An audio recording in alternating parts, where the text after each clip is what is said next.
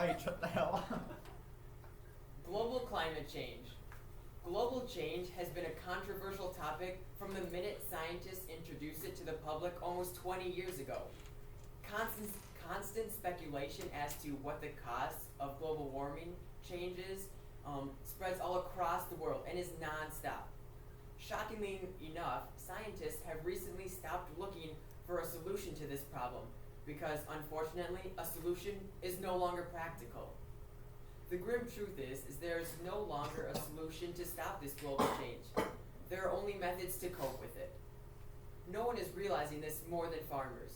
A recent study conducted in 2013 by the United States Department of Agriculture, or the USDA, found that crops will lose over 2% of their maximum yield every 5 to 8 years. This doesn't sound like much, but it creates a huge impact. Global change is having a drastic effect on farmers' crops by subjecting them to severe changes in temperature, precipitation, and overall growing conditions. The rest of the world may be blind to the effects of global change, but crop growers see it far too often. The constant rise in temperatures pose a greater risk to growers than even the ice caps melting. The recent spike in thermal readings across the Central Plains have posed farmers with a complex conundrum. The rise in carbon dioxide levels, which is accompanied by the rise in temperatures, benefit the crops greatly and all the other plants. However, what the crops do not grow well with is the new feverish climate. In the past, crops and livestock alike have been able to adapt to the general changes that happen over time.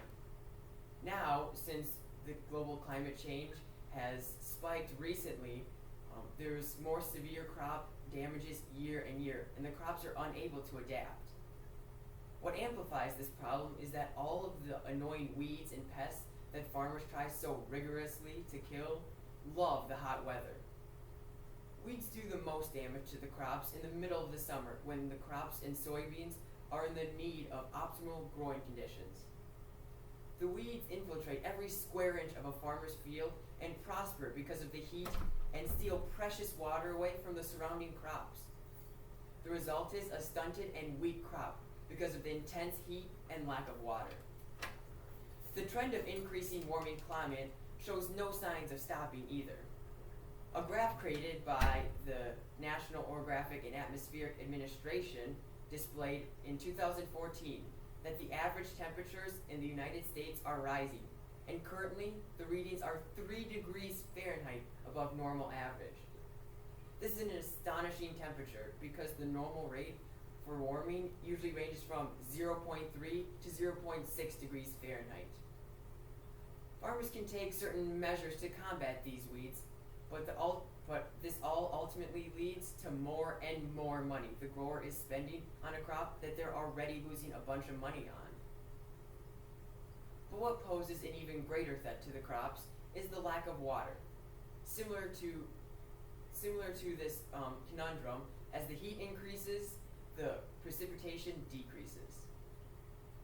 Water is the number one necessity for all living organisms, and the crop yield is directly related to the level of moisture they receive. If a corn crop does not receive enough rain during pollination stage, the crop could end up with 30 to 50% less per acre. The result of having little to no rain during pollination and on vegetation is terrible for a crop. This causes multiple problems. The first is that down in Texas, Oklahoma, and Kansas, there is not an abundance of topsoil for the crops to grow in. This leads to the topsoil being blown away easily, and crops have an even harder time of growing with little media to store water. The more apparent effect is that the crops become stunted and spindly throughout the inadequate rainfall. Over 80% of the moisture received by the Central Plains is received from annual rainfall. Farmers can install center pivot irrigation systems that can provide water for their fields, but they are outrageously expensive, and the water tables are low already, so it leaves it hard for a well to be able to be drilled for the center pivot. The aquifers that are needed to install these center pivots are at an all-time low this year as well. Free-falling rainwater contributes to about 58% of the global food basket, as stated in the Rain Red Agricultural by Associated Scientists. The mere fact that almost 60% of food-producing fields depend on rain shows how impertinent moisture is. Now to try to imagine a world without 58% of its food is astonishing. Think of 58% of the population would starve to death. But as the temperature increases and rainfall decreases, the normal growing regions for many of these crops are slowly shifting northward.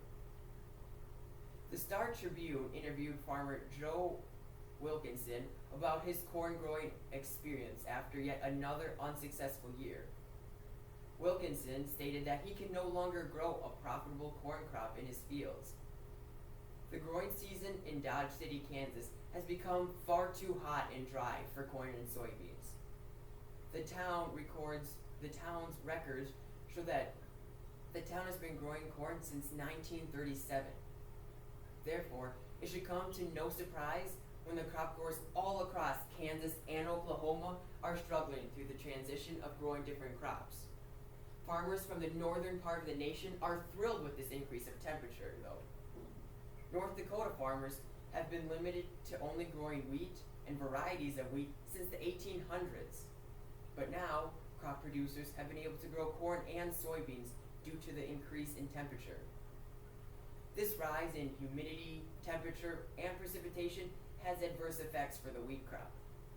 The wheat crop has scab and rust and pretty much no crops, as stated Dan Sklavecki, as he explained why he made the transition to growing corn. Since the Corn Belt has shifted northward, seed dealerships such as Cargill have migrated their locations northward. This leaves the southern states without necessary supplies such as seed, fertilizer, and other pesticides. The threat of global climate change is affecting our world whether society chooses to acknowledge it or not. This topic has been heavily debated for years, and many people have formed their own ideas as to why the crops are being affected so severely. Scientists have been attempting for years to come up with a solution to global change, but it's sad to say it's too late to find a fix. This affects the farmer's crops the most out of anything. Every year, the crops grow in a field and are faced with more and more severe challenges to overcome. Global climate change is having a drastic effect on farmers' crops by subjecting them to severe changes in temperature, precipitation, and overall growing conditions that all crops desperately need. Farmers attempt to fight these challenges by growing different crops or establishing new growing practices. But the grim fact is, growers are having to deal with these effects whether they want to or not.